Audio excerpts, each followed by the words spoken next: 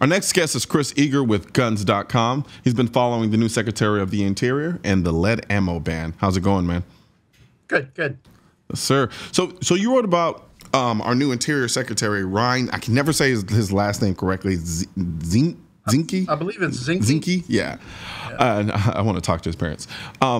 So tell us about that. Well, you know, he's got an interesting background. He's the first Montanan, you know, to be in the presidential cabinet. He's the first Navy SEAL to be in a presidential cabinet.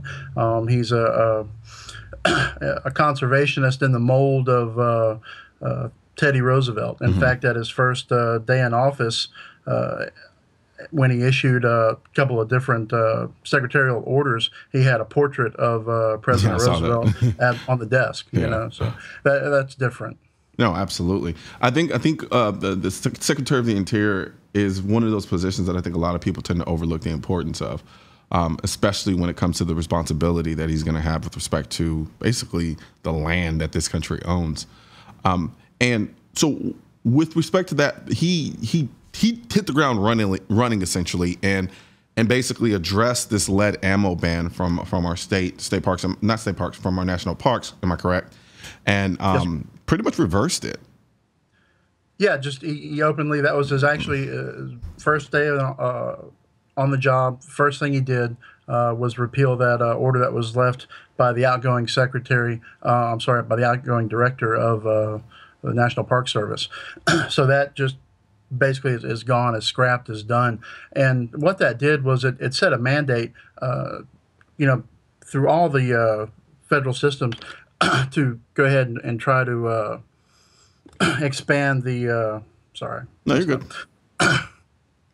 Set a mandate to try to be as lead-free as possible with all fishing tackle and lead or traditional ammo by 2022.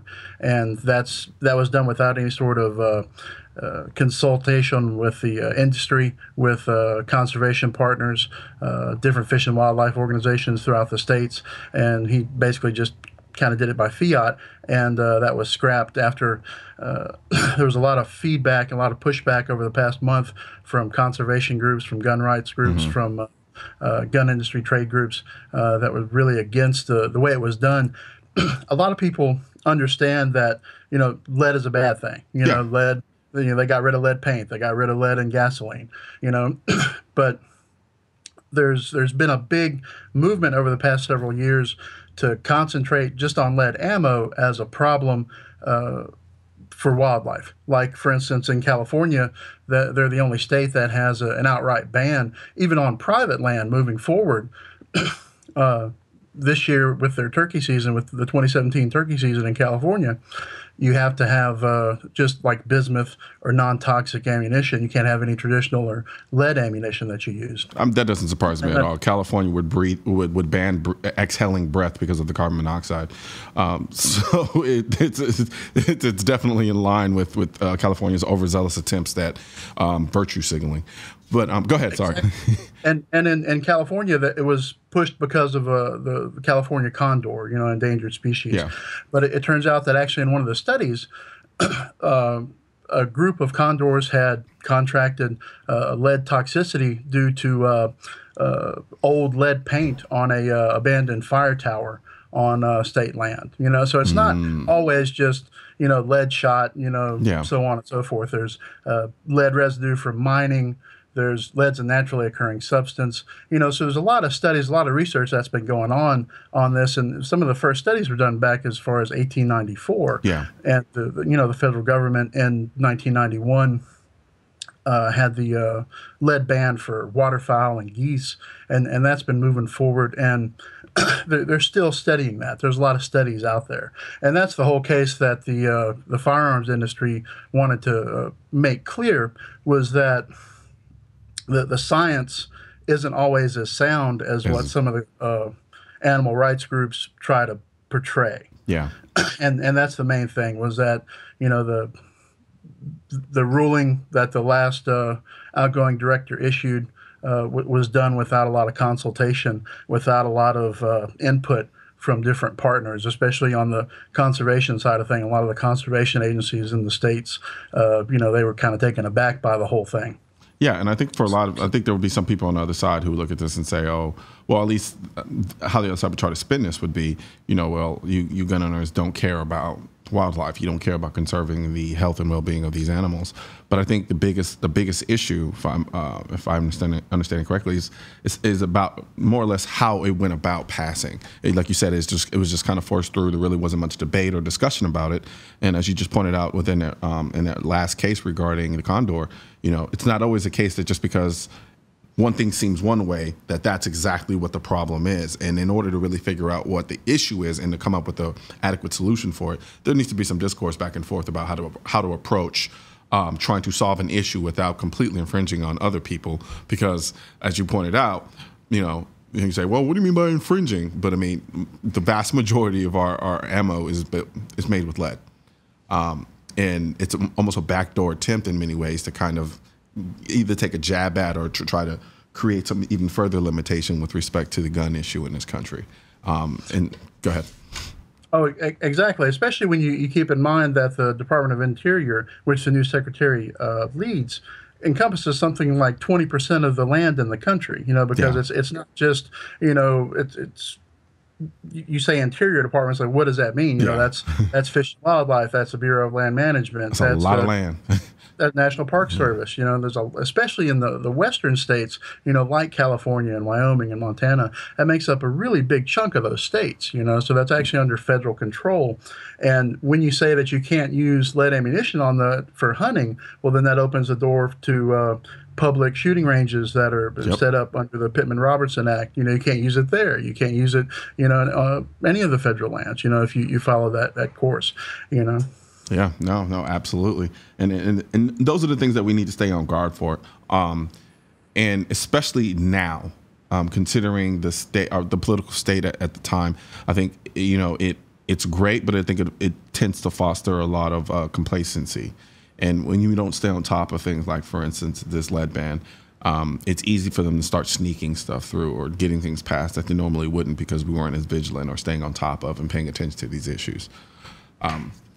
Now, with that being said, there was news out in New Jersey that you wrote about today. Tell us about that. Oh, well, in New Jersey, you've got Governor Chris Christie. He's been having a back and forth for the past couple of years with state lawmakers, especially when you look at the state legislature. You've got a lot of very serious Democrats who really like, New Jersey's rather strict May issue concealed carry policies. They're one of just 7 states that have May issue, and there's a lot of people that would argue on the gun rights side that it's actually not May issue, it's no issue, because it's almost impossible, especially from some police chiefs, to get any sort of permit. What he's been trying to do is basically expand the just cause definition in that state to include more of a threat-based, with a non-specific threat. What he's done is back last year, and this wasn't just something arbitrary. Yeah. After the death there was a woman named Carol Bone. Bone, yeah, very familiar with that case. And, she was stabbed to death by an ex-boyfriend in her driveway when she couldn't get a firearms permit. It had been out there for months, and she had filed all the paperwork. She upped her security. She got a home security system. She filed multiple protective orders, requests, all this stuff. And what she just couldn't get was a gun. Yeah. Legally, of course.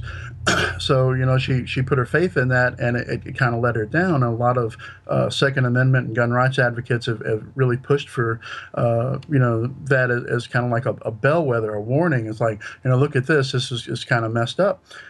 And Governor Christie convened a panel to take a look at how the firearms regulations are in New Jersey. And he did that in 2015, and part of that panel, last year came out with a issue to where he would add serious threats as a new part of the May issue process, to where a police chief could look at that and use a serious threat as a justifiable need, like, for instance, in Ms. Bone's case. Now, state lawmakers weren't very pleased with that. He issued a regulatory guidance through the state police and the Attorney General of New Jersey. But the lawmakers got together and basically repealed that. They blocked that from taking effect last December. Well, it came out again, and it's just, a couple of months passed since the last session where they blocked that, and he's trying basically the same thing. And of course, he had a 60-day comment period, so this isn't just like an arbitrary, well, I'm going to do this because I'm the governor. He opened it up for a 60-day public comment period, and at the end of that period, went ahead and tried to put it back into the regulation to allow that. And it's a very small tweak when you look at New Jersey's gun laws as a whole. It doesn't fundamentally change anything. No, it still it still regulates it. It basically regulates my safety or my ability to exercise my Second Amendment right to the kind of whimsical nature of an individual who doesn't live my life or who could care less about my life in a sense of. I don't know. The thing that bothers me the most about the May issue is this idea and concept of all of the threats that I may encounter in my life where I might need a firearm or things that I can calculate beforehand. And that just doesn't make any sense to me. And I know you're not the person responsible for it, but it really it really gets to me on an emotional level because you do have the cases like Carol Owen and she's dead. They don't talk about that though. They'll put up all the other anecdotal stories in the world about everything else, but then when it comes to a woman who actually died because of these policies, they say nothing. They just completely ignore it. And it's disgusting if you ask me, but sorry. Well, and state lawmakers who are opposed to changing the permitting process that's in place, they always fall back on public safety. They say if we do this, there'll be mass chaos, pandemonium in the streets, people, the Old West, all the stuff you typically hear, from the left and from gun control advocates. But this is coming from lawmakers. So in New Jersey, it's a slightly different, frame of mind than what you have in the rest of the country. It's actually very hard to explain to a lot of people, what it's like to live in a May issue state and try to get a permit. Because there's only so many states that do this. Again, there's just 7, like California, New Jersey, Hawaii, those states. Absolutely. Well, so to explain that to somebody from Florida or Texas, and their eyes just glaze over, and they're not really, what do you mean you can't get a permit? You just go and you file, and as long as you have a clean background, boom, or if you talk to somebody from a constitutional carry state like Vermont or Mississippi, to where as long as, you're not a prohibited firearms possessor, you can legally carry a firearm as long as it's in a holster, you're good to go. And it's hard to explain that to somebody from those states that, if you live in New Jersey, that's just simply not going to happen. Absolutely. Absolutely.